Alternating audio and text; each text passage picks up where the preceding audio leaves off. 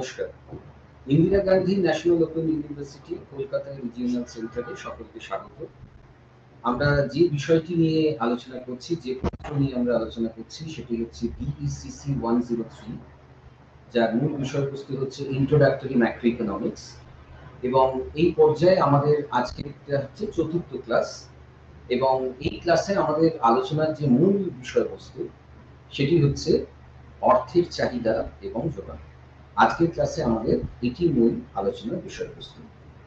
ক্লাসটি শুরু করবার পূর্বে প্রথমেই আমি যেটা বলে নিতে চাই যে আজকের ক্লাসে আমাদের মূল আলোচ্য বিষয়গুলি কি কি হবে।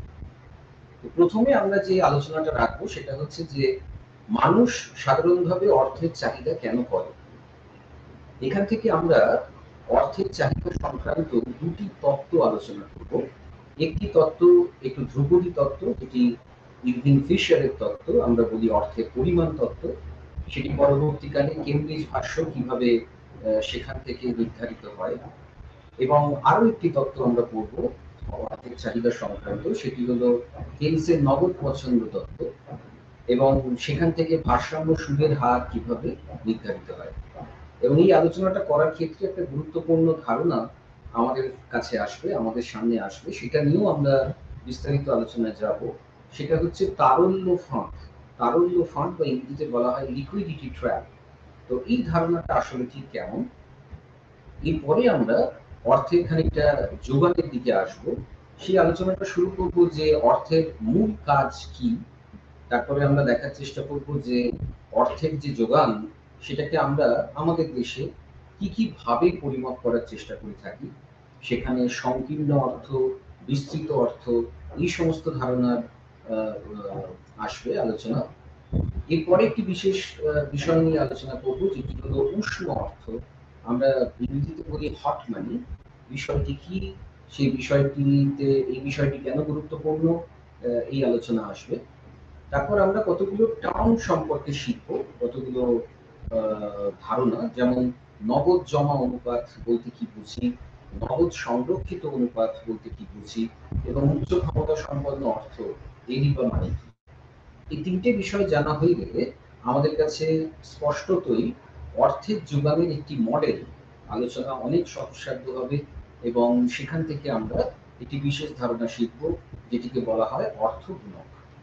তো আজকে আমাদের ক্লাসেতে মূল যে আলোচনা হবে, যে আলোচনার বিষয়বস্তু, তার আঙ্গিক হবে এটা। প্রথমে আমরা আলোচনার শুরুতে যেটা বোঝার চেষ্টা করি সেটা হচ্ছে যে মানুষ অর্থের চাহিদা কেন করে, কি কারণে মানুষ অর্থের চাহিদা করে। এ প্রসঙ্গে বলে রাখা প্রয়োজন যে ধ্রুপদী অর্থনীতিবিদ যারা, ক্লাসিক্যাল ইকোনমিক্স যারা ছিলেন, তাদের মতে মানুষ অর্থের চাহিদা করেন কেবল একটি কারণে, সেটা হচ্ছে দৈনন্দিন যে বিভিন্ন লেনদেনের কাজ, সেই কাজটা সুষ্ঠুভাবে সম্পন্ন করার জন্য। এটাই ছিল মত যে মানুষ অর্থের চাহিদা কেন করে। কিন্তু পরবর্তী সময় অর্থনীতি কেনস তিনি মানুষ অর্থ চাহিদা কেন করেন সেটি বলতে গিয়ে মানুষের অর্থের চাহিদার পেছনে তিনটে বিশেষ কারণ উল্লেখ করেছেন।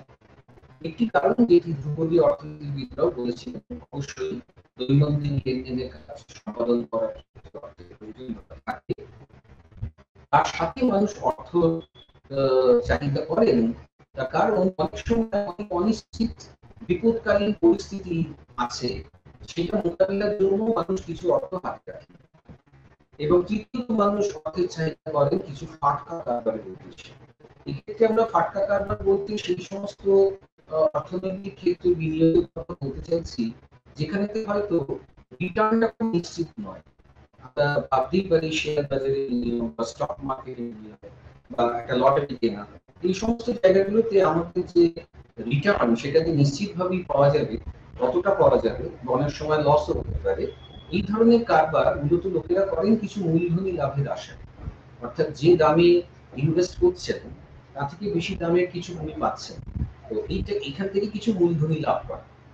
তো কেনসের মতে যে মানুষ অর্থের যে চাহিদা করছেন, সেই চাহিদার পেছনে এই তিনটি কারণ মূলত কাজ করে: দৈনন্দিন লেনদেনের কাজ সমাধান করা, বিপদকালীন পরিস্থিতির মোকাবিলার জন্য কিছু অর্থ রাখা, এবং ফাটকা কারবারের উদ্দেশ্যে অর্থ রাখা। এ প্রসঙ্গে আমি প্রথমেই খুব স্পষ্টত বলে দিতে চাই যে এই অর্থের চাহিদা করছেন বলতে আমরা বোঝাতে চাইছি মানুষ হাতে যে অর্থটা রাখতে চাইছেন লিকুইড ক্যাশ ফরম্যাটে, সেই সেই পার্টটা নিয়েই কিন্তু আমরা এখানে কথা বলছি।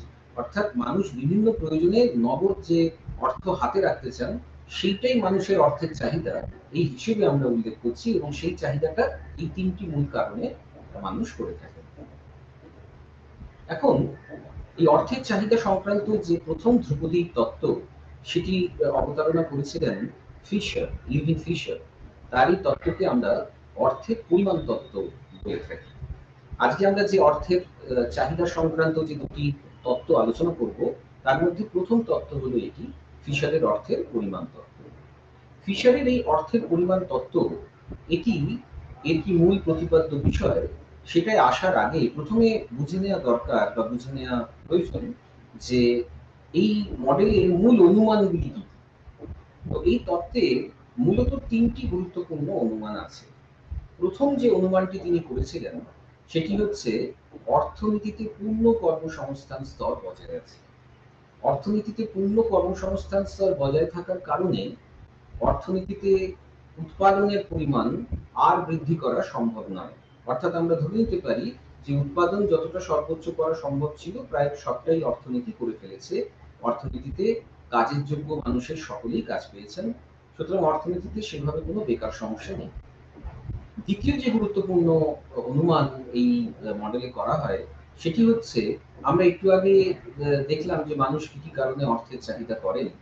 এই মডেলে কিন্তু যেহেতু এটি ধ্রুপদী অর্থনীতি, সেক্ষেত্রে এই মডেলে অনুমান করা হয়েছে যে অর্থের কেবলমাত্র একটি কাজ, সেটি হচ্ছে ওই দৈনন্দিন লেনদেনের কাজ সমাধান করা। আমরা একটু আগে বলেছি ধ্রুপদী অর্থনীতিবিদদের মতে অর্থের চাহিদার কারণ কি, তাতে এই দৈনন্দিন লেনদেনের কাজ সমাধান করার কারণটি মুখ্যত হিসেবে গৃহীত হয়। এবং তৃতীয় যে গুরুত্বপূর্ণ অনুমান সেটি হচ্ছে অর্থের প্রচলন গতিবেগ হচ্ছে ধ্রুবক। খুব স্বাভাবিকভাবেই প্রশ্ন আসে যে অর্থের প্রচলন গতিবেগ, এটি অর্থ কি, এটি ব্যাখ্যা কি, এটি কাকে বলে। কোনো একটি নির্দিষ্ট পরিমাণ অর্থ কোনো একটি নির্দিষ্ট সময়ে যতবার মানুষের হাত ঘুরে কোনো লেনদেনের কাজকে সমাধান করতে পারে, তাকেই অর্থের প্রচলন গতিবেগ বলে। বিষয়টি বোঝার জন্য আমি একটা সহজ উদাহরণ দিচ্ছি। মনে করে নেওয়া যাক, আমি কোনো একটি দোকানে গিয়ে একটি জিনিস ক্রয় করলাম।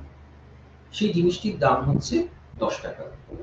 আমি যে দ্রব্যটি ক্রয় করলাম, ধরে নেওয়া যাক আমি একটি বইয়ের দোকানে গেলাম এবং সেখান থেকে একটি বই ক্রয় করলাম, বইটির দাম হচ্ছে 10 টাকা। তাহলে আমি আমার পকেট থেকে একটি 10 টাকার নোট বার করে বই বিক্রেতাকে দিলাম এবং তার বদলে আমি বইটি দিলাম। এবার এই যে আমি বই বিক্রেতাকে 10 টাকা দিলাম, বই বিক্রেতা মনে করে নিয়ে যাক পরবর্তী ক্ষেত্রে তিনি বাড়ি ফেরার সময় 10 টাকা দিয়ে কিছু বাজার করে রাত্রিবেলা বাড়ি ফিরবেন। তাহলে বই বিক্রেতা ওই 10 টাকার নোটটি কাকে দিলেন?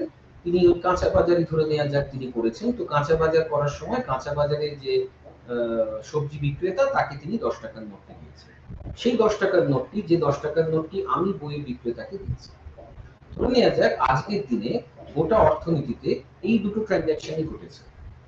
তাহলে এখান থেকে একটা বিষয় খুব স্পষ্টত বোঝা যাচ্ছে যে ট্রানজাকশন মোট কত টাকার ঘটেছে, লেনদেন অর্থনীতিতে আজকের দিনে যদি এই দুটো লেনদেনের কাজই হয়ে গিয়ে থাকে আর কোনো লেনদেনের কাজ না হয়ে থাকে, তাহলে অর্থনীতিতে মোট লেনদেন দুটো ঘটলো, একটা আমার সাথে বই বিক্রেতার, আরেকটি বই বিক্রেতার সাথে সবজিওয়ালা। এখানেতে আমার সাথে বই বিক্রেতার যে লেনদেনের মূল্য সেটা কত? 10 টাকা। আবার বই বিক্রেতার সাথে সবজিওয়ালার যে লেনদেনের যে মূল্য সেটাও কত? 10 টাকা।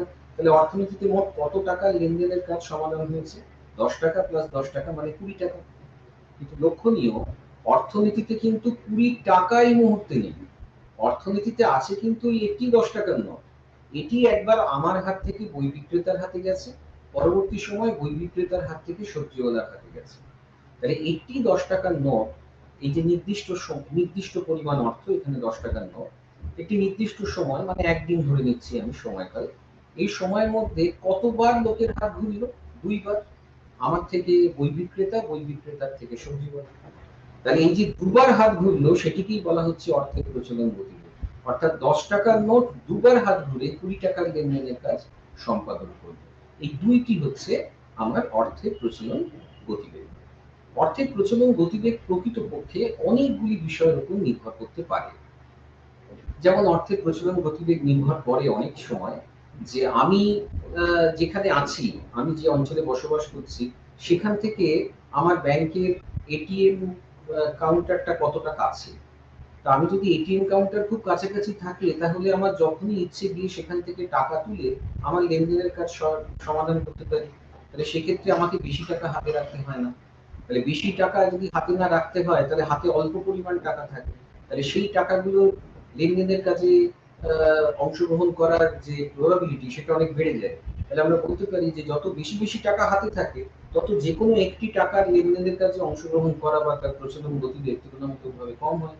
কিন্তু যদি আমি অল্প পরিমাণ টাকা হাতে রাখি, তাহলে যে কোনো একটি টাকার, 10 টাকার হোক, 20 টাকার হোক, তার লেনদেনের কাজে অংশগ্রহণ করার প্রবণতা অনেক বেশি হয় এবং অর্থের প্রচলন গতিবেগ তুলনামূলকভাবে বেশি হয়।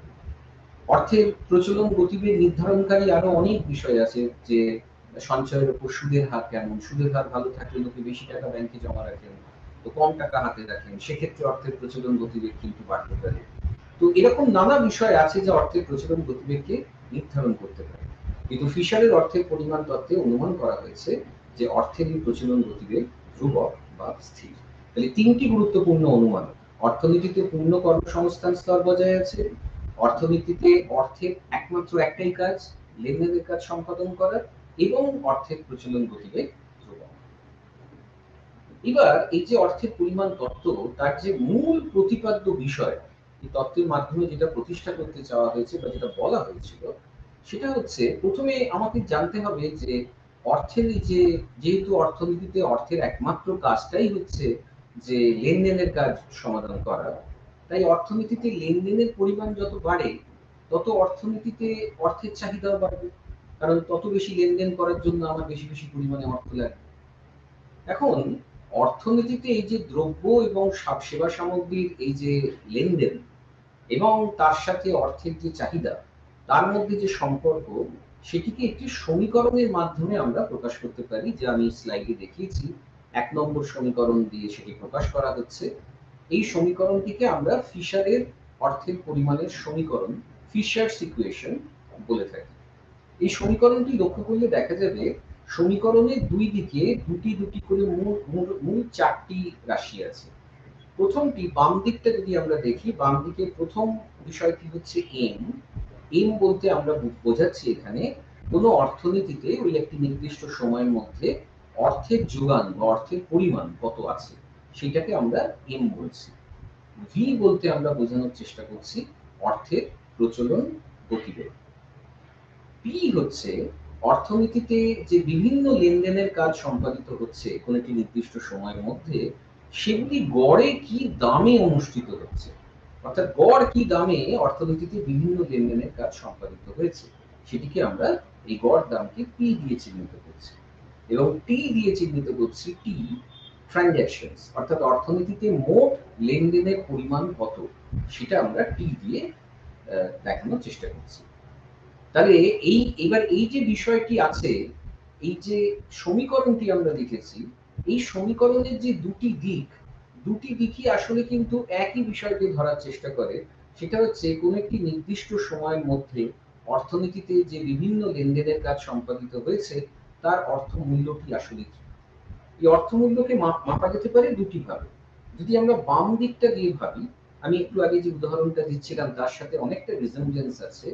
আপনি বাঁ দিকটা দিয়ে যদি আমরা ভাবি, তাহলে দেখতে পাবো যে অর্থনীতিতে যদি এম পরিমাণ টাকা থাকে, আমার আগের উদাহরণে যেমন 10 টাকাটা এম ধরে নেওয়া যায়, এবং সেটি যদি ভি পরিমাণ বার লোকের হাত ধরে অর্থের প্রচলন গতিবেগ, আমার এই আগের উদাহরণে সবজিওয়ালা, বই বিক্রেতার, আমার উদাহরণ একটা 2 ছিল, তাহলে অর্থনীতিতে মোট কত টাকা লেনদেনের কাজ সম্পাদিত হয়েছিল? এম ইন্টু বি, 10 ইন্টু 2, খেয়াল করে দেখা যাবে 20 টাকা। তাহলে একভাবে অর্থনীতিতে কত টাকা লেনদেন সম্পাদিত হয়েছে সেটা পরিমাপ করার উপায় হচ্ছে এম ইন্টু বি।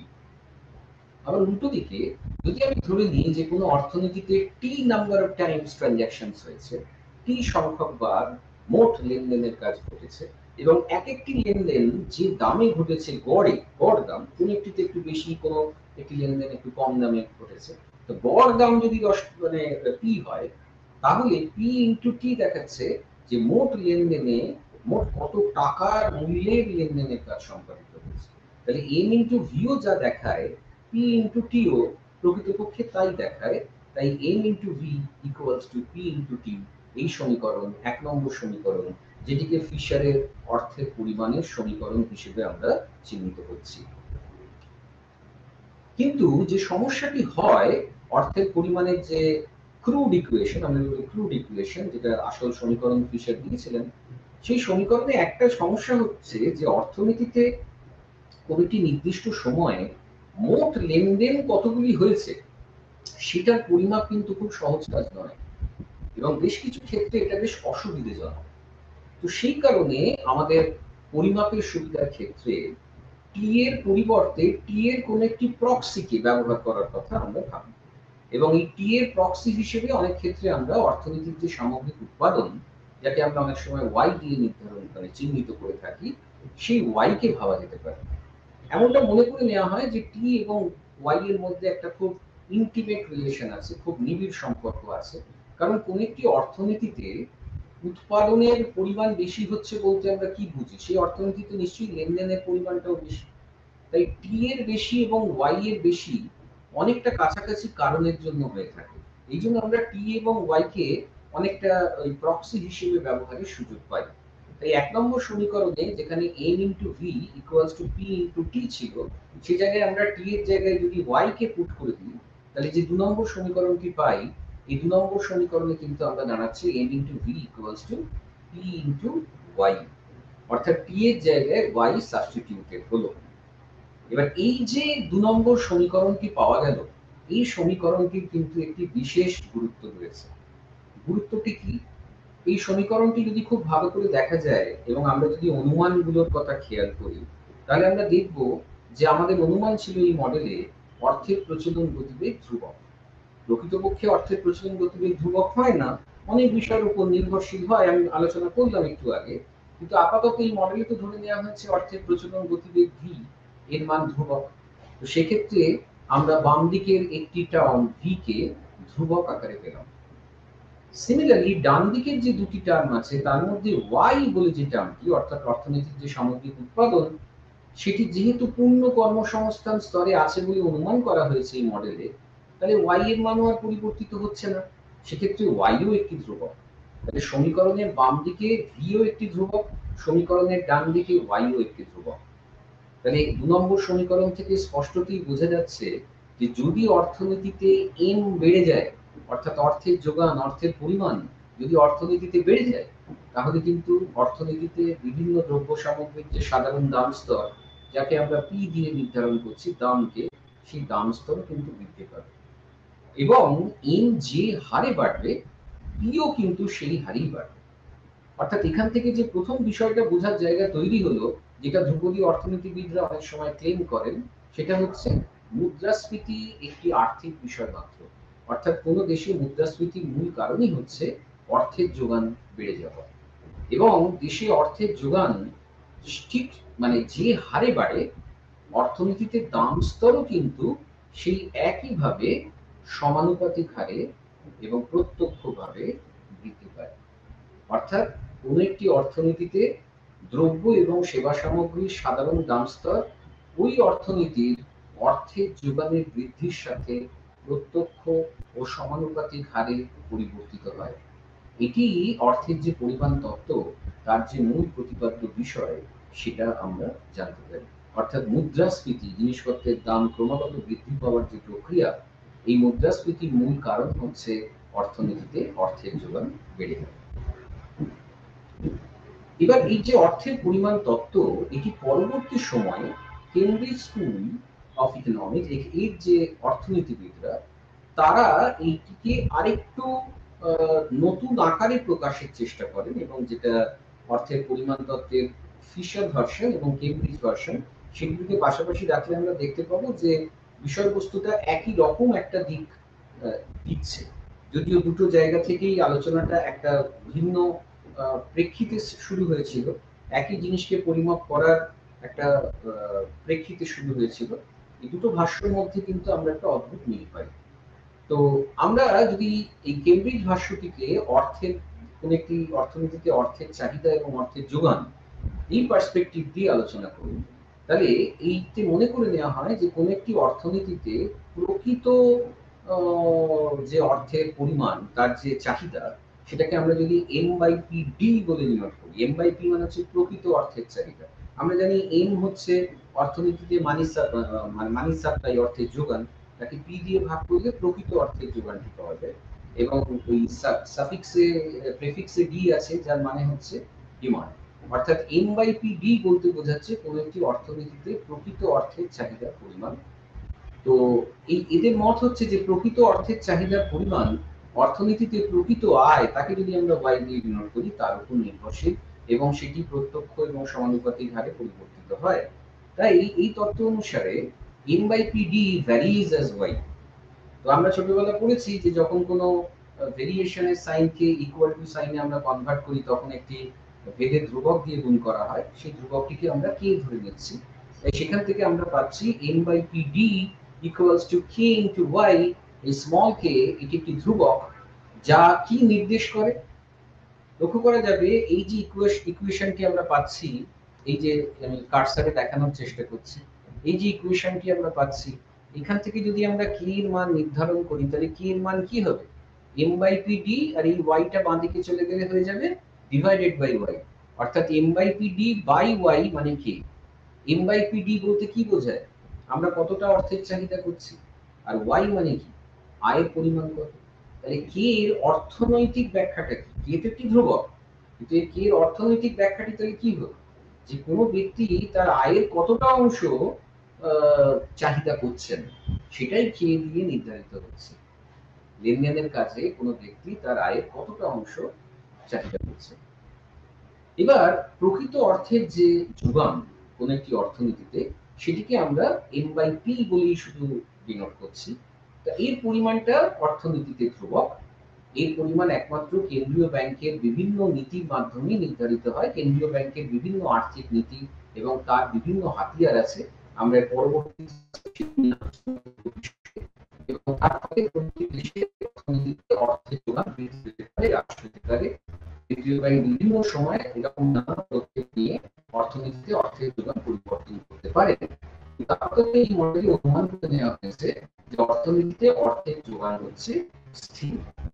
সেক্ষেত্রে যদি আমরা ভারসাম্যের শর্তে আসি তাহলে অর্থের প্রকৃত অর্থের চাহিদা এবং যোগান সমান হবে। M/P/D must be equals to M/P। M/P/D এর জায়গায় আমরা যদি K into Y এটা বসিয়ে দিই তাহলে আমরা দেখতে পাচ্ছি স্লাইডে আমি দেখানোর চেষ্টা করেছি K into Y equals to M/P হবে। এবং সেখান থেকে আমরা ওই K টিকে ডান দিকে নিয়ে আসি এবং P কে বাম দিকে নিয়ে যায়, তাহলে P কে নিচে ভাগ করে আছে ডান দিকে P into Y হয়ে যাবে আর এটা হয়ে যাবে into 1/k। এই যে সমীকরণটি সেখানে যদি 1/k এর জায়গায় v পুট করে দিই তাহলে কিন্তু বোঝা যাচ্ছে আমরা আগের যে সমীকরণটি করেছিলাম অর্থের ফিশারের অর্থের পরিমাণ তত্ত্বের যেটি পরবর্তীকালে t এর জায়গায় y সাবস্টিটিউট করে যে সমীকরণটি পেয়েছিলাম আর এই যে সমীকরণটি এখন পেলাম সেটি প্রায় একই। এবং এখানে যে v এটা হচ্ছে 1/k, v ও একটি ধ্রুবক।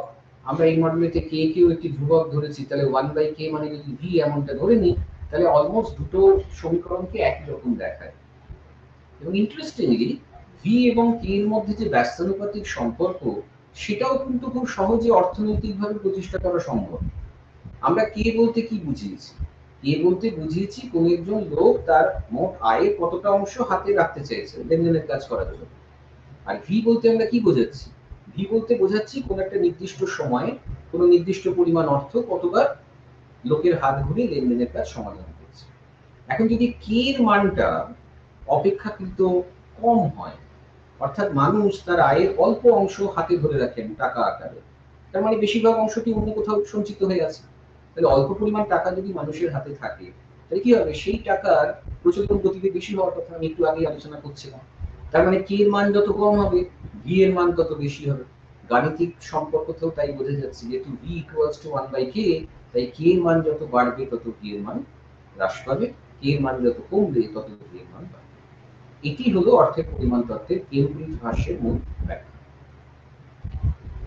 এরপরে আমরা যে বিষয়টিতে আসছি সেটা হচ্ছে কেনসের অর্থের চাহিদা সংক্রান্ত নগদ পছন্দ তত্ত্ব। নগদ পছন্দ অর্থাৎ কতটা পরিমাণে অর্থকে নগদ আকারে আমি হাতে ধরে রাখতে চাই।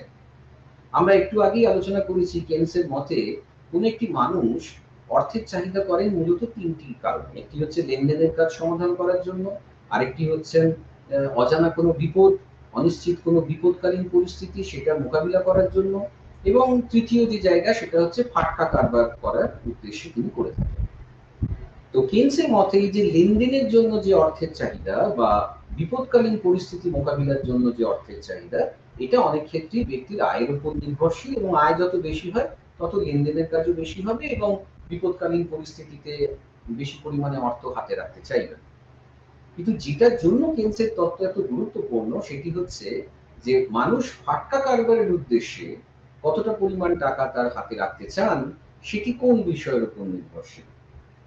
তার মতে এটি নির্ভর করে সঞ্চয়ের উপর সুদের হার কেমন দিচ্ছে বিভিন্ন আর্থিক প্রতিষ্ঠান বা ব্যাংকগুলি, তার উপর নির্ভরশীল। তো আমি একটু আগেই বলেছি যে এখানে অর্থের চাহিদা বলতে আমরা বোঝাতে চাইছি হাতে ধরে রাখা টাকার চাহিদা। তো কোনো একজন ব্যক্তি ফাটকা কারবার করবেন বলে হাতে কতটুকু টাকা রাখবেন সেটা বলা হচ্ছে যে সঞ্চয়ের উপর সুদের হার কত তার উপর নির্ভরশীল। যদি সঞ্চয়ের উপর সুদের হার ভালো দেয় বিভিন্ন আর্থিক প্রতিষ্ঠানগুলো, ধরে নেওয়া যাক বাণিজ্যিক ব্যাংক, তাহলে আমাদের কি করা উচিত? তো যেহেতু সুদের হার ভালো, সেটার সুবিধা পাওয়ার জন্য বেশি বেশি পরিমাণ টাকা আমরা কি করব, যে ব্যাংকগুলিতে জমা রাখবো। তাহলে অপেক্ষাকৃত কম পরিমাণ টাকা আমার হাতে থাকবে এই ফাটকা কারবার করার জন্য। তাই এই যে ফাটকা কারবারে আমার যে টাকার চাহিদা সেটা সুদের হারের সাথে কিন্তু ব্যস্তানুপাতে পরিবর্তিত হয়। যদি ব্যাংকগুলি সুদের হার ক্রমশ কমাতে থাকে তাহলে আমি দেখব যে এখন আর ব্যাংকে টাকা রেখে তত সুবিধা পাওয়া যাচ্ছে না। তাহলে আমরা ব্যাংক থেকে সেই টাকাগুলি তুলে হাতে রাখবো অন্য কোথাও ফাটকা কারবার করে বেশি অর্থ উপার্জন করা যায় কিনা সেটা বোঝার জন্য। অর্থাৎ সুদের হার যত কমবে তত ফাটকা কারবারের উদ্দেশ্যে হাতে ধরে রাখা টাকার চাহিদা ততই বাড়বে। অর্থাৎ সুদের হারের সাথে ফাটকা কারবারের উদ্দেশ্যে টাকার চাহিদা কিন্তু একটা ব্যস্তানুপাতিক সম্পর্ক রয়েছে, এবং এই সম্পর্কটি স্লাইডে একটি ছবির মাধ্যমে দেখানোর চেষ্টা করা হয়েছে, যেখানে উল্লম্ব অক্ষে সুদের হার এবং অনুভূমিক অক্ষে ফাটকা কারবারের উদ্দেশ্যে হাতে ধরে রাখা টাকার চাহিদা, যেটাকে এল দিয়ে ডিনোট করা হয়েছে। যেমন আমরা এখানে ছবিতে দেখতে পাচ্ছি যে এই সম্পর্কটি একটি ঋণাত্মক ঢাল বিশিষ্ট রেখার মাধ্যমে নির্দেশিত হয়েছে, যেটি কিন্তু অর্থের চাহিদা রেখা কেনসের নগদ পছন্দতার উদাহরণ দিয়ে। অর্থাৎ যত সুদের হার কমে যাবে আর্থিক প্রতিষ্ঠানগুলিতে তত মানুষের ফাটকা কারবারের উদ্দেশ্যে নগদ পছন্দতা বাড়বে। নগদ পছন্দতা মানে নগদকে হাতে ধরে রাখার প্রবণতা, এটা বাড়বে। এই প্রসঙ্গে একটা গুরুত্বপূর্ণ ধারণা আমি এখানে একটু বলতে চাই, যদিও স্টাডি মেটেরিয়ালে এর ব্যাখ্যা খুব বিশদে দেওয়া হয়নি, তবে আমি বিষয়টি একটু বলতে চাই কারণ এর একটা খুব গুরুত্বপূর্ণ পলিসি ইমপ্লিকেশন আছে, সেটাও আমি আজকে ক্লাসে ব্যাখ্যা করব। সেটি হচ্ছে তারল্য ফাঁদ বলে একটি ধারণা। তো তারল্য ফাঁদের ধারণাটা অনেকটা এরকম যে আমরা একটু আগে বললাম যে বাজারেতে যখন সুদের হার ক্রমশ হ্রাস পেতে থাকে, সঞ্চয়ের উপর সুদের হার ক্রমশ হ্রাস পেতে থাকে, তখন মানুষের ফাটকা কারবারের উদ্দেশ্যে টাকার চাহিদা কিন্তু বাড়ে। হাতে ধরে রাখা টাকার চাহিদা ক্রমশ বাড়ে। তারা ব্যাংক থেকে টাকা তুলে হাতে ধরে রাখেন, অন্য কোথাও ইনভেস্ট করে তার থেকে বেশি পরিমাণে অর্থ উপার্জন করার জন্য সুযোগ থাকে। তাহলে সুদের হার যত কমবে তত ফাটকা কারবারের উদ্দেশ্যে টাকার চাহিদা, হাতে ধরে রাখা টাকার চাহিদা ক্রমশ বাড়তে থাকবে। কেনসের মতে এই সুদের হার কমতে কমতে কত দূর কমতে পারে? এটা কি জিরো হয়ে যেতে পারে? কেনসের মতে না, তা হতে পারে না। সুদের হারের এই হ্রাস পাওয়ার একটি সর্বনিম্ন সীমা আছে। এই সীমাটিকে আমরা ছবিতে, যে ছবিটি দেখানো হয়েছে তাতে আর মিন, মিন মিনস মিনিমাম, আর মিন, আর হচ্ছে সুদের হার, তো আর মিন দিয়ে চিহ্নিত করেছে। যদি সুদের হার কমতে কমতে কমতে ওই কোনোবার আর মিনে এসে পৌঁছে যায়, সেই সময় আর কেউই ব্যাংকে টাকা রাখতে চান না, কারণ সুদের হার অত্যন্ত কম। সকলে ওই টাকা হাতে তুলে নিয়ে অন্য কোথাও ইনভেস্ট করবেন কোনো ফাটকা কারবারে, তার জন্য ভাবতে থাকেন। তো সেই মুহূর্তে আর মিন সুদের হারে পৌঁছলে ফাটকা কারবারের উদ্দেশ্যে হাতে ধরে রাখা টাকার নগদ পছন্দতা বা টাকার চাহিদা অসীম স্থিতিস্থাপক হয়ে যায়, এবং সেই জন্য সেই মুহূর্তে কিন্তু এল রেখাটি আর ঋণাত্মক ঢাল বিশিষ্ট না হয়ে হরাইজন্টাল হয়ে যায়। ছবিতে আমি দেখানোর চেষ্টা করেছি যে আসলে অর্থের চাহিদা রেখারই দুটি পার্ট থাকে। আরমিনের আগে অবধি সেটি ঋণাত্মক ঢাল বিশিষ্ট হয়, নর্মাল পার্ট। কিন্তু একবার আরমিনে পৌঁছে গেলে, যেহেতু এই ফাটকা কারবারের উদ্দেশ্যে টাকার চাহিদা, হাতে ধরে রাখা টাকার চাহিদা অসীম স্থিতিস্থাপক হয়, সেই জন্য এই চাহিদা রেখাটির আকৃতি হরাইজন্টাল, অনুভূমিক অক্ষের সাথে সমান্তরাল হয়ে যায়। সেজন্য অর্থের চাহিদা রেখাটি প্রথমে ডাউনওয়ার্ড স্লোপিং, তারপর হরাইজন্টাল। ওই যে হরাইজন্টাল পোর্শনটা, এইটাকে আমরা বলি তারল্য ফাঁদ। তো কেন ফাঁদ, সেটার আলোচনা আমরা একটু পরে আসছি। এই সম্পর্কে আরেকটু ধারণা দিয়ে দেওয়ার পর ওই ফাঁদের আলোচনাটি আরো বিশদে বোঝা যাবে। এবার প্রশ্ন হচ্ছে যে তাহলে অর্থনীতিতে ভারসাম্য সুদের হার কিভাবে নির্ধারিত হবে? তো কেনসের মতে অর্থের বাজারেতে যে ভারসাম্য সুদের হার, এটা নির্ধারিত হয় দুটি শক্তির মাধ্যমে, একটি অর্থের চাহিদা এবং আরেকটি অর্থের যোগান। আমরা এতক্ষণ অর্থের চাহিদা রেখা কেমন দেখতে সেই সম্পর্কে ধারণা পেয়েছি। চিত্রে সেরকম একটি অর্থের চাহিদা রেখা অঙ্কন করা হয়েছে, যার একটি অংশ ডাউনওয়ার্ড স্লোপিং, আর মিনে পৌঁছে যাওয়ার পর সেটি হয়ে যাচ্ছে হরাইজন্টাল। এবার তাহলে অর্থের চাহিদা নিয়ে কোনো সমস্যা নেই। প্রশ্ন হচ্ছে অর্থের যোগান। অর্থের যোগানকে আমি এখানে চিত্রে এন দিয়ে চিহ্নিত করেছি, ক্যাপিটাল এন। এটা ধরে নেওয়া হয়েছে যে অর্থের যোগান স্থির আছে, সুদের হার যাই হোক না কেন অর্থের যোগান স্থির। এটি একমাত্র কেন্দ্রীয় ব্যাংকের নিয়ম নীতি অনুযায়ী পরিবর্তিত হতে পারে। যেহেতু সুদের হার যাই হোক না কেন অর্থের যোগান ফিক্স, ধরে নেওয়া যাক এম বার, তাই এরকম একটি অর্থের যোগান রেখা, সেটি অনুভূমিক এই উল্লম্ব অক্ষের সাথে প্যারালাল এম রেখা দ্বারা নির্ধারিত হয়েছে। তাহলে এবার অর্থের বাজারে ভারসাম্য কোথায় ঘটবে? ভারসাম্য সেখানেই ঘটবে যেখানে অর্থের চাহিদা এবং অর্থের যোগান পরস্পর সমান হয়। আর সেটা হওয়ার জন্য কি হবে? যেখানে এই দুটি রেখা পরস্পরকে ছেদ করেছে, সেখানেই আমরা ভারসাম্য পাবো। এই চিত্রে এই ভারসাম্যের বিন্দুটি ই বিন্দুতে নির্ধারিত হয়েছে এবং ই বিন্দুর সাপেক্ষে ভারসাম্য সুদের হার হচ্ছে আর স্টার। তাহলে এইভাবেই কোন একটি অর্থনীতিতে ভারসাম্য সুদের হার নির্ধারিত হয়। এবার আমি এই যে তারল্য ফাঁদ, যে কেন ফাঁদ এবং তার গুরুত্ব কি, পলিসি ইমপ্লিকেশন কি, সেই জায়গাটা একটু সংক্ষিপ্ত করে বলছি। একদম শেষ ক্লাসেতে যখন আরো ডিটেলে আমরা আইএস এলএম এরকম কিছু ধারণা পেয়ে যাব, তখন এটা আরো ডিটেলে বলা যাবে। তো আপাতত আমি বোঝার সুবিধার জন্য বলি, এই চিত্রে একটি অর্থের চাহিদা রেখা আঁকা হয়েছে এল এবং একটি অর্থের যোগান রেখা আঁকা হয়েছে এম। তো আমি যদি প্রথমে এই ডাউনওয়ার্ড স্লোপিং পোর্শনটা ধরি, অর্থের চাহিদা রেখার ডাউনওয়ার্ড স্লোপিং পোর্শনে অর্থের যোগান রেখা ছেদ করেছে, এমন যদি ধরি, তাহলে কি হবে? একটা ভারসাম্য সুদের হার নির্ধারিত হবে। এবার যদি কোনো কারণে কেন্দ্রীয় ব্যাংক এমন কিছু নীতি নেন যার ফলে আমাদের অর্থনীতিতে অর্থের যোগান বেড়ে গেল, তাহলে অর্থের যোগান বেড়ে গেলে এম রেখাটি ডান দিকে সমান্তরালভাবে স্থান পরিবর্তন করে এম ড্যাশ অবস্থানে আসবে। চিত্র দেখানো হয়েছে সেটি। এবার যদি এম ড্যাশ অবস্থানে আসে, তাহলে চিত্রে লক্ষণীয়, যখন অর্থের চাহিদা রেখাটি ডাউনওয়ার্ড স্লোপিং অবস্থায় আছে, সেখানে যদি মানি সাপ্লাই বাড়ে, তাহলে মানি সাপ্লাই বাড়লে কি হবে? সুদের ভারসাম্য সুদের হার আগে যত ছিল এখন তার থেকে কিন্তু হ্রাস পাচ্ছে। আমি চিত্রে কার্সার দিয়ে দেখানোর চেষ্টা করছি। এই যে এম থেকে জি এম বারে সরে গেল, অ্যারো দিয়ে দেখানো হয়েছে। সঙ্গে সঙ্গে ভারসাম্য সুদের হার আগে যেখানে ছিল তার থেকে কিন্তু এখন হ্রাস পেয়ে গেল। তাহলে আমরা এখান থেকে দেখতে পাচ্ছি যে এই মডেলে যদি অর্থের যোগান বেড়ে যায়, তাহলে কিন্তু ভারসাম্য সুদের হার হ্রাস পায়।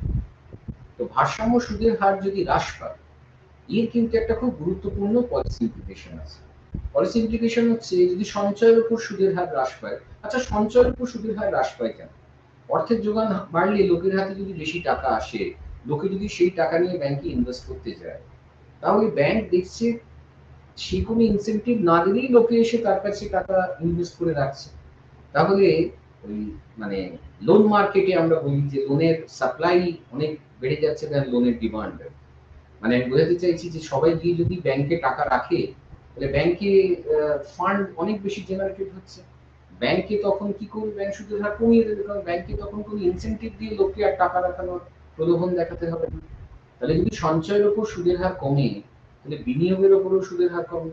আর বিনিয়োগের উপর সুদের হার কমা মানে হচ্ছে বিনিয়োগের পেছনে খরচ কম, কারণ লোকে ব্যাংক থেকে টাকা নিয়ে বিনিয়োগকারীরা বিনিয়োগ করে।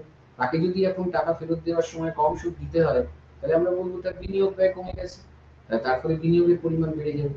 তাহলে অর্থনীতিতে যদি মানি সাপ্লাই বাড়ে, মানি সাপ্লাই বাড়লে সঞ্চয়ের উপর সুদের হার কমে যায়, সঞ্চয়ের উপর সুদের হার কমলে বিনিয়োগের উপরও সুদের হার কমে যায়, বিনিয়োগের উপর সুদের হার কমলে বিনিয়োগের পরিমাণ অর্থনীতিতে বেড়ে যায়।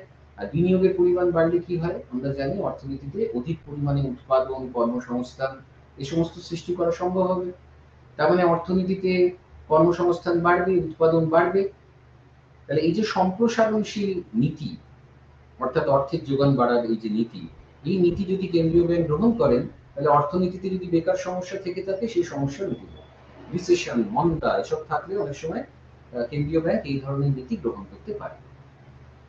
কিন্তু যদি অর্থনীতি তারল্য ফাঁদে পড়ে যায়, যেমন আমি এখানে চিত্রতে দেখানোর চেষ্টা করেছি, যদি প্রাথমিক মানে মানি সাপ্লাই লেখাটা এমটা তারল্য ফাঁদের মধ্যে থাকে, যে ছবিতে কার্সারে দেখানো হচ্ছে এমটা যদি এই জায়গায় থাকতো ইনিশিয়ালি, এখন যদি ওই একইভাবে মানি সাপ্লাই বাড়ে এম থেকে এম বাড়ে, এম ড্যাশে, তাহলে কিন্তু দেখা যাচ্ছে ভারসাম্য সুদের হার আর মিনেই থেকে যায়।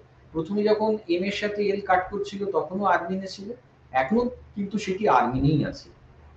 অর্থাৎ তারল্য ফলে থাকলে যদি কেন্দ্রীয় ব্যাংক মানি সাপ্লাই বাড়ায়, তাহলে কেন্দ্রীয় ব্যাংকের এই যে সম্প্রসারণশীল আর্থিক নীতি, এক্সপ্যানশনারি মনিটারি পলিসি, সেটা কিন্তু আর সুদের হারকে হ্রাস করতে পারে না। সুদের হার অলরেডি তো মিনিমাম লেভেলে পৌঁছে গেছে, তাহলে সুদের হার হ্রাস পাবে না।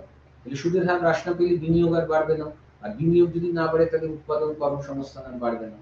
তার মানে যে সম্প্রসারণশীল আর্থিক নীতি নরমাল ডিমান্ড কার্ভের এরিয়াতে এত বেশি এফেক্টিভ ছিল, এত বেশি কার্যকরী ছিল বেকার সমস্যার সমাধানে, সেটি কিন্তু ওই তারল্য ফাঁদের জায়গায় পড়ে গেলে আর অর্থনীতি থেকে বেকার সমস্যার সমাধান ঘটাতে পারে না। তাহলে কেন্দ্রীয় ব্যাংকের আর্থিক নীতির মাধ্যমে দেশের বেকার সমস্যার সমাধান সম্ভব হবে না। এই জন্যই আমরা বলছি অর্থনীতি একটি ফাঁদে পড়ে গেছে।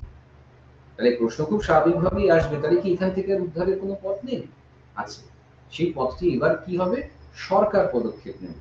সরকার যে ট্যাক্সের পরিমাণে হ্রাস বৃদ্ধি ঘটিয়ে, গভর্নমেন্ট এক্সপেন্ডিচার হ্রাস বৃদ্ধি ঘটিয়ে যে পদক্ষেপ নেবে, আমরা সেগুলোকে বলি ফিসক্যাল নীতি। অর্থাৎ আর্থিক নীতি, মনিটারি পলিসি যখন ফেল করে, তখন আমরা দেখার চেষ্টা করি এখানে এবার ফিসক্যাল পলিসি দিয়ে এই পরিস্থিতির উন্নয়ন সম্ভব হয় কিনা। আমরা এইটার বিশদে আসবো পরবর্তী সময় যখন আমরা আইএসএল এর মডেলের আলোচনা করব। এরপর আমরা যে আলোচনাটাতে আসছি সেটা হচ্ছে অর্থের মূল চারটি কাজ। অর্থ কি কাজ করে? কোন একটা অর্থনীতিতে অর্থের মূল কাজ হচ্ছে চারটি। প্রথম কাজ হচ্ছে যে দৈনন্দিন লেনদেনের কাজটা সমাধান করা। আমরা সকলেই জানি যে অর্থ উদ্ভাবনের পূর্বে আমাদের বিভিন্ন সমাজেতে যে লেনদেনের মাধ্যম ছিল সেটা ছিল দ্রব্য বিনিময় প্রথা। আমরা ইংরেজিতে বলি barter system, BARTER, barter system. এই বার্টার সিস্টেমে কি হতো? দ্রব্যের বিনিময়ে দ্রব্যের লেনদেন হতো। কিন্তু এই দ্রব্য বিনিময় প্রথায় একটা সবথেকে বড় সমস্যা ছিল অভাবের দ্বৈত সমাপতন। অভাবের দ্বৈত সমাপতন বলতে আমি কি বোঝাতে চাইছি? ধরে নেওয়া যাক আমি প্রচুর ধান তৈরি করেছি, আমার কাছে এক ধামা ধান এক্সট্রা আছে, আমি সেই ধানটি কাউকে দিয়ে, আমার কাছে নেই হচ্ছে গম, আমি গম পেতে চাই। তাহলে আমি মনে করে নেওয়া যাক তোমার কাছে গেলাম, গিয়ে জানতে চাইলাম যে আমার কাছে ধান আছে, আমি তোমার থেকে গম চাই, আমি ধানটা দিয়ে তোমার থেকে গম চাই।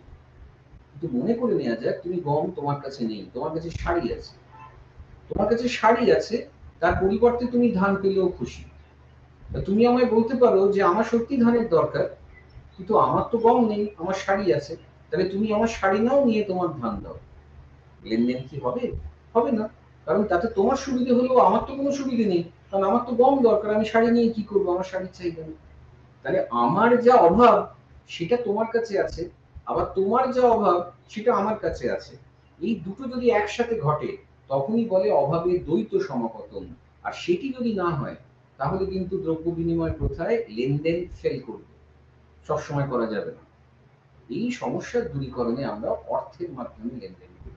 অর্থাৎ যেকোনো, আমি যদি আজকে গম বিক্রেতার কাছে গিয়ে বলি যে আমি তোমায় টাকা দিচ্ছি তার বদলে গম দাও, তার টাকা নিতে অসুবিধা নেই।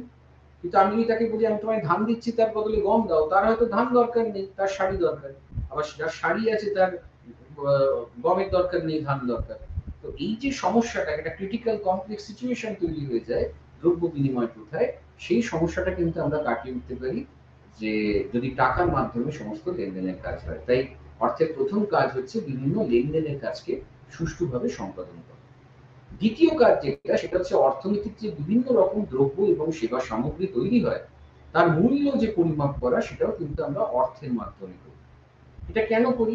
ধরে নেওয়া যাক কোন একটি অর্থনীতিতে একটি নির্দিষ্ট সময়ে কিছুটা ধান তৈরি হলো, তার সাথে কিছুটা তেল তৈরি হলো, তার সাথে কিছু জামা কাপড় তৈরি হলো। তো আমরা ধান যে তৈরি হলো তাকে কি দিয়ে পরিমাপ করব? গ্রাম, কিলোগ্রাম, কুইন্টালস ইত্যাদি। যে যে তেল তৈরি হয়েছে তাকে আমরা কি দিয়ে পরিমাপ করব? লিটার।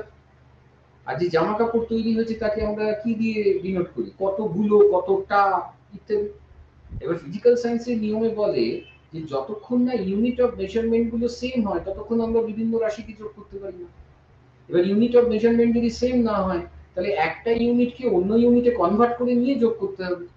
কিন্তু এ কি আমরা জানি যে একটি জামা মানে কত লিটার তেল, বা এক এক কেজি ধান মানে কত কেজি গম, বা কত লিটার তেল, আমরা কিন্তু জানি না। তো তার ফলে যে সমস্যাটা হয় যে আমাদের অর্থনীতিতে যে সমস্ত দ্রব্য সামগ্রীগুলি তৈরি হয় তাদের প্রত্যেকটির ইউনিট অফ মেজারমেন্ট আলাদা, পরিমাপের একক আলাদা, এবং সবসময় একটা একককে অন্য এককে কনভার্ট করা যায় না। ফলস্বরূপ তাদেরকে যোগ করা সম্ভব নয়।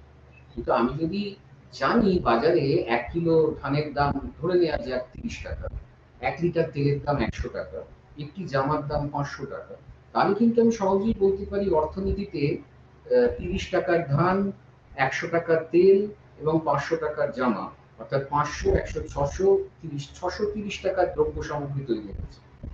এখন কিন্তু আর এই মূল্য পরিমাপ করতে কোনো অসুবিধা নেই। তো টাকার মাধ্যমে এই সুবিধাটি পাওয়া যায়। তৃতীয় হচ্ছে পুরাতন কোনো ঋণ সেই পরিশোধের মাপকাঠি হিসেবেও অর্থ ব্যবহৃত হয়। আমি পূর্বে কারোর কাছ থেকে ঋণ নিয়েছি, এবার সেই ঋণটি ফেরত দেওয়ার সময় মূল অর্থের সাথে যে এক্সট্রা টাকাটা আমরা ফেরত দিই, যাকে আমরা সুদ বলি, সেটা কিন্তু পরিমাপ করা হয় অর্থের মাধ্যমে। এটা বলা বাহুল্য যে আমরা যখন টাকাটা ফেরত দেব তখন অনেক ক্ষেত্রেই মুদ্রাস্ফীতি ঘটে, অর্থাৎ আমাদের অর্থের পারচেজিং পাওয়ার কমে যায়। সেজন্য অনেক সময় সুদের হারটা ইন্টারেস্ট অ্যাডজাস্টেড হয় অনেক জায়গায়, যাতে জীবনযাত্রার মান বা পারচেজিং পাওয়ার এক থাকে। চতুর্থ হচ্ছে অর্থকে আমরা সঞ্চয়ের ভান্ডার হিসেবে কাজ করতে পারি।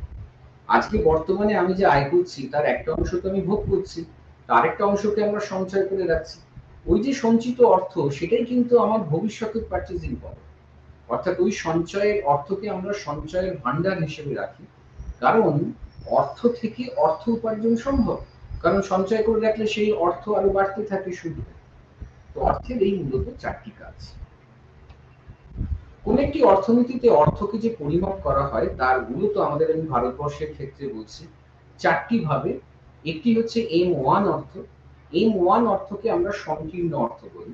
এই অর্থের মধ্যে মানুষ হাতে যে পরিমাণ নগদ অর্থ ধরে রাখে, অর্থাৎ ক্যাশ অ্যান্ড কয়েন, কাগজি টাকা বা কয়েন যেগুলো ধরে রাখে, আমরা যদি তাকে সি দিয়ে ডিনোট করি, এবং বাণিজ্যিক ব্যাংকে গচ্ছিত চাহিদা আমানত। চাহিদা আমানত বলতে বোঝায় আমরা যখন অ্যাকাউন্টটা খুলি তখন ওই টাকাটা যখন তখন চাহিদা মাত্র চেক থেকে তোলা যাবে, এরকম আমানতকে চাহিদা আমানত বলে।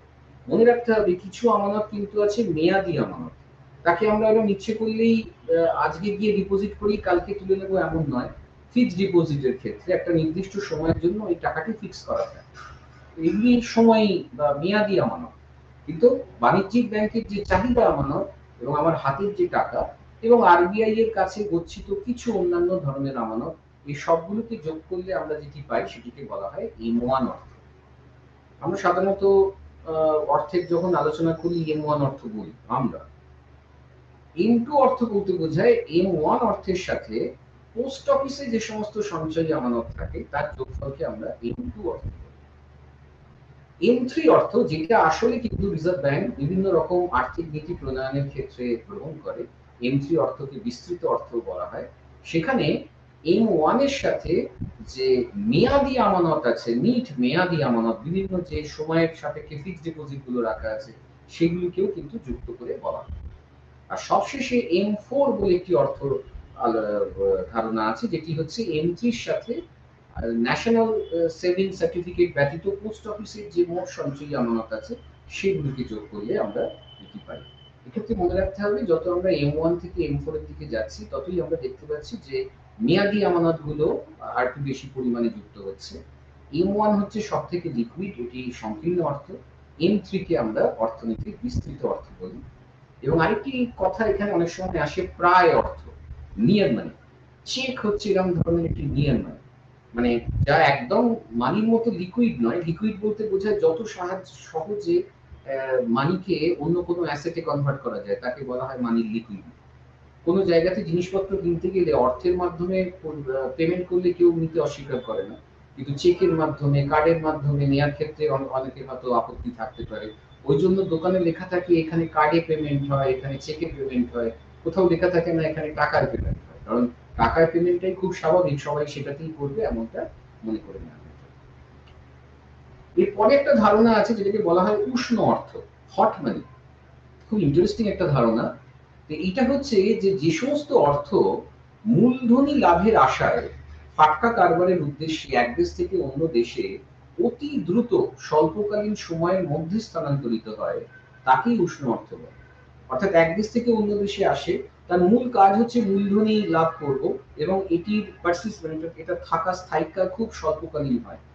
বিভিন্ন ধরনের পোর্টফোলিও বিনিয়োগ, যেগুলো বৈদেশিক বহুজাতিক সংস্থাগুলো করে থাকে বা বিনিয়োগকারীরা করে থাকে, এটি হচ্ছে তার ideal example. Fixed foreign direct investment নয়। আমি প্রথম দিন ক্লাসেতে বলেছিলাম জাতীয়ভাবে পড়ানোর ক্ষেত্রে ফরেন ডাইরেক্ট ইনভেস্টমেন্ট অনেক লং রান পার্সপেক্টিভ নিয়ে কোনো একটি দেশে আসে।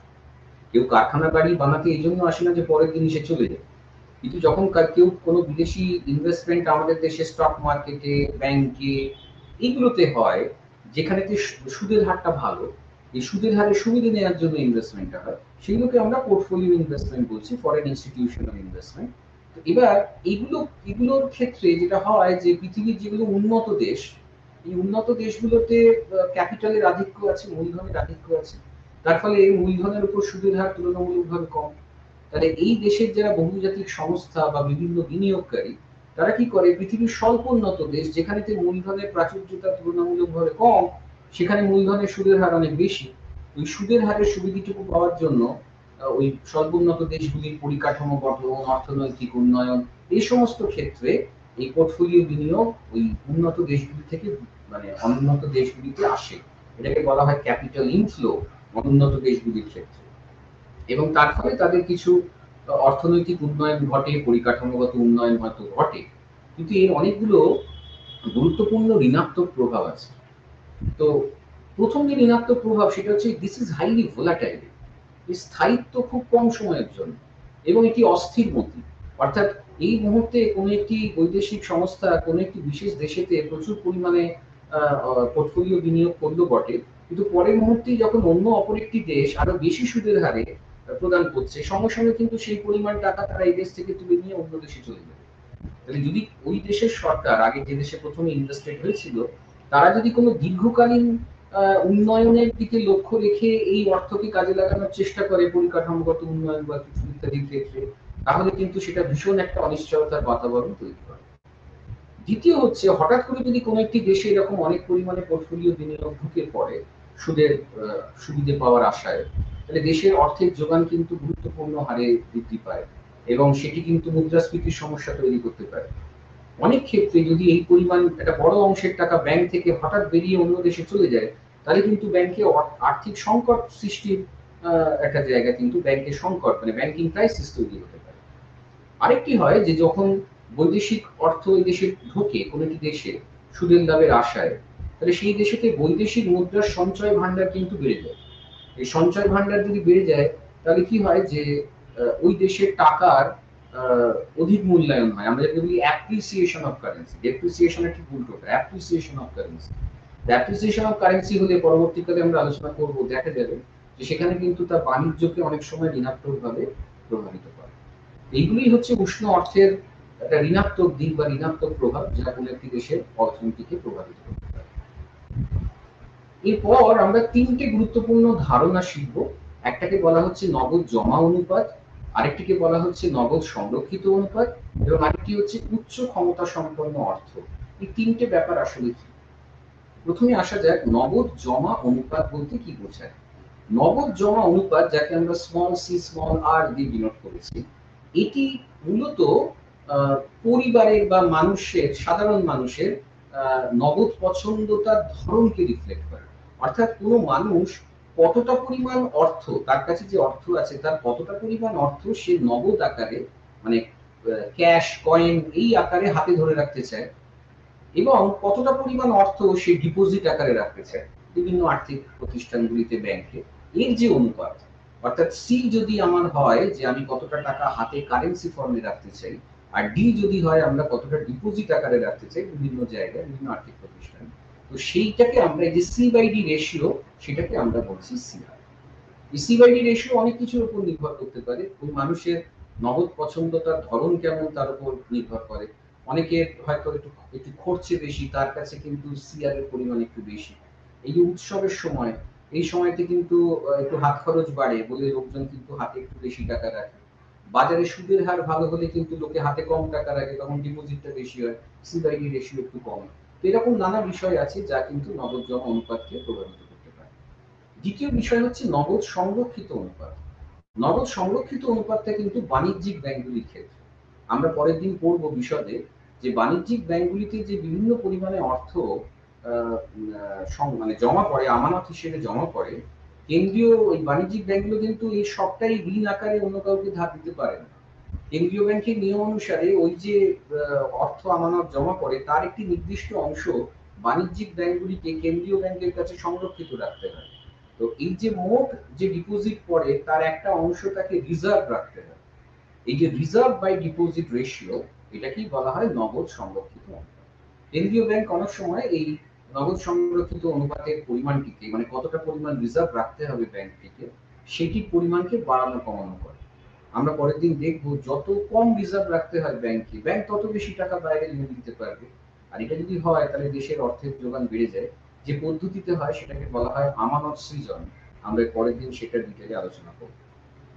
আর তৃতীয় যে বিষয় সেটি হচ্ছে উচ্চ ক্ষমতা সম্পন্ন অর্থ। উচ্চ ক্ষমতা সম্পন্ন অর্থ কেন, সেটাও আমরা পরবর্তীকালে দেখব কেন বলছি এর নাম। এটাকে আসলে মানিটারি বেস বলে। এর মধ্যে দুটি জিনিস পড়ে, একটি হচ্ছে কারেন্সি, যেটা মানুষের হাতে আছে, currency held with the public, plus reserve held with the banks, অর্থাৎ যে রিজার্ভের পরিমাণ বাণিজ্যিক ব্যাংকের কাছে আছে। এই দুটির যোগফলকে আমরা একত্রে উচ্চ ক্ষমতা সম্পন্ন অর্থ বলি। এরপরে আমরা যেটা আসছি সেটা হচ্ছে অর্থের যোগানের একটি মডেল, এবং সেই মডেল থেকে আমরা অর্থ গুণক বলে একটি ধারণা সেইটিকে দিতে চাইছি। তো আমরা একটু আগে আলোচনা করেছি যে M1 অর্থের সংজ্ঞা ছিল, সেখানে আমরা M মানে বলতাম, M1 মানে সি প্লাস ডি, মানে currency held with the public and demand deposits held with the commercial banks. তাহলে M মানে আমরা জানি সি প্লাস ডি, এটাই হচ্ছে সাধারণভাবে আমরা অর্থের যে যোগান তার সম্পর্কে, অর্থের পরিমাণ, যোগানের পরিমাণ কোন একটি অর্থনীতিতে, সেই সম্পর্কে আমাদের ডেফিনিশন। আর একটু আগেই আমরা পড়লাম উচ্চ ক্ষমতা সম্পন্ন অর্থ বা মানিটারি বেসের ডেফিনিশন হচ্ছে সি প্লাস আর। তাহলে একটা হচ্ছে এম মানে সি প্লাস ডি, আর একটা হচ্ছে এইচ মানে সি প্লাস আর। এবার যদি আমরা এম বাই এইচ করি তাহলে আমরা দেখতে পাচ্ছি এটা কি দাঁড়াবে, C plus D divided by C plus R. তাহলে এবার যদি আমরা ডি দিয়ে উভয় পক্ষকে ভাগ করি, ওপরকে এবং নিচেকে, তাহলে ওপরের ফার্স্ট টার্মটা কি হবে, সি বাই ডি প্লাস 1, আর তলাটা কি হবে, C by D plus R by D. এবার আমরা একটু আগে বলেছি যে আমরা সি বাই ডি, এটাকে আমরা স্মল সি আর দিয়ে ডিনোট করেছি, নগদ জমা অনুপাত, আর আর বাই ডি সেটাকে আমরা নগদ সংরক্ষিত অনুপাত, আর মানে স্মল আর আর দিয়ে ডিনোট করেছি। তাহলে আমার যে পুরো সমীকরণটি সেটি দাঁড়িয়ে গেল যে এম বাই এইচ মানে দাঁড়ালো C R plus 1 divided by, এটা এটা একটু ভুল হয়েছে, যে সি আর প্লাস আর আর হবে, সি আর প্লাস আর আর হবে। হ্যাঁ, এইটা একটু ছাপ, এটা ভুল হয়েছে লেখাটা, এটা সিআর হবে, প্লাস 1 না, সিআর প্লাস আর আর, এটাও সিআর হবে, সিআর প্লাস আর আর, হ্যাঁ 1 করে গেছে। তো এখন এই যে এবার এখান থেকে আমরা যদি এই CR plus 1 divided by CR plus R আর, এইটাকে যদি আমরা স্মল এম বলি, এই স্মল এমটাকেই আমরা বলি যে অর্থের গুণক, অর্থ গুণক।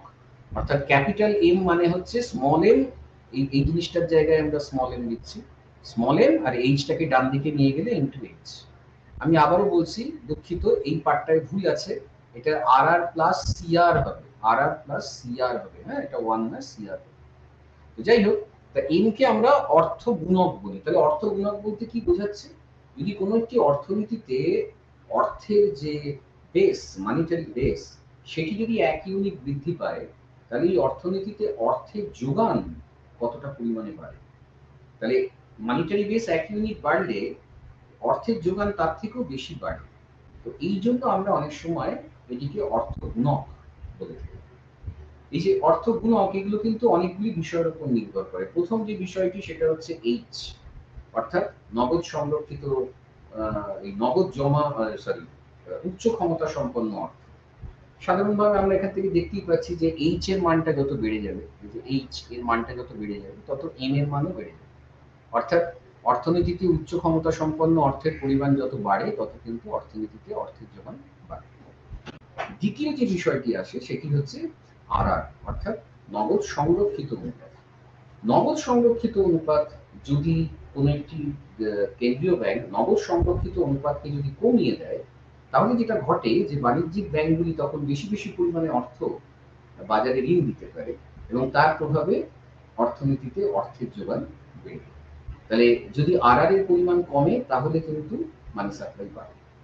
আর তৃতীয় যে গুরুত্বপূর্ণ বিষয় সেটি হচ্ছে সিআর। সিআর বলতে আমরা এই আগেরটাই যেটা বুঝিয়েছি সেটা হচ্ছে নগদ জমা অনুপাত। যদি কোনো অর্থনীতিতে নগদ জমা অনুপাত হ্রাস পায়, নগদ জমা অনুপাত কমা মানে কি? লোকে কম টাকা হাতে রাখছে, বেশি টাকা ডিপোজিট রাখছে। বেশি টাকা ডিপোজিট রাখলেই বাণিজ্যিক ব্যাংকগুলো এখন বেশি পরিমাণে অর্থ ঋণ আকারে প্রদান করতে পারবে, এবং তার ফলস্বরূপ কি ঘটবে? তার ফলস্বরূপ বাণিজ্যিক ব্যাংকগুলির ঋণ সৃজনের পরিমাণ বাড়বে, এবং তার ফলে অর্থনীতিতে অর্থের যোগান বৃদ্ধি পাবে।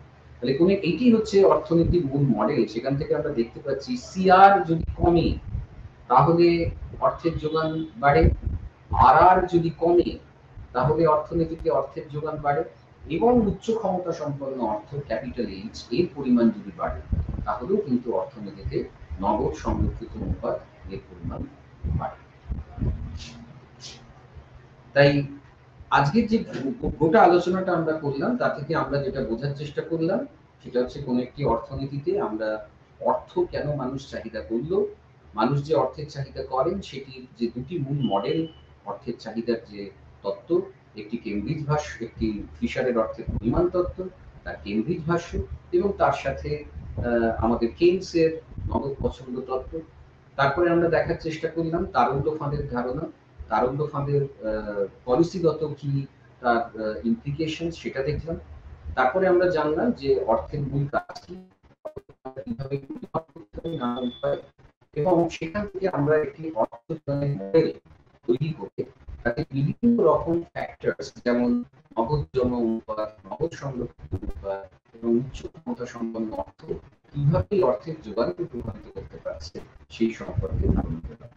এর পরের দিন আমরা যে মূল আলোচনাটাতে থাকবো সেটি হচ্ছে বাণিজ্যিক ব্যাংক এবং তার আমানত সৃজন কিভাবে করতে পারে, এবং সেখানে বিভিন্ন রকম আর্থিক নীতির মাধ্যমে কিভাবে এই আমানত সৃজন প্রক্রিয়াটিকে নিয়ন্ত্রণ করা যায়, একটি সমাজে বা দেশের মুদ্রাস্ফীতি কিভাবে নিয়ন্ত্রণ করা যায়, এই সবটি নিয়ে এর পরের দিন ক্লাসে আমরা আলোচনা করব। আশা করি আজকে যে বক্তব্য রাখলাম সেই সকলের কাছে বোধগম্য হয়েছে, এবং আমি যে প্রশ্নগুলো বলছি আলোচনার মধ্যে সেগুলো সকলে অনুশীলন করো, তাহলে এই ধরনের প্রশ্নগুলো চর্চা বাড়িতে করলে পরীক্ষার ক্ষেত্রে সকলের অনেক সুবিধা। আজ আলোচনা এই অবধি রইল। সকলকে আবার নমস্কার জানাই কলকাতা রিজিওনাল সেন্টার থেকে। সকলে ভালো থাকবেন।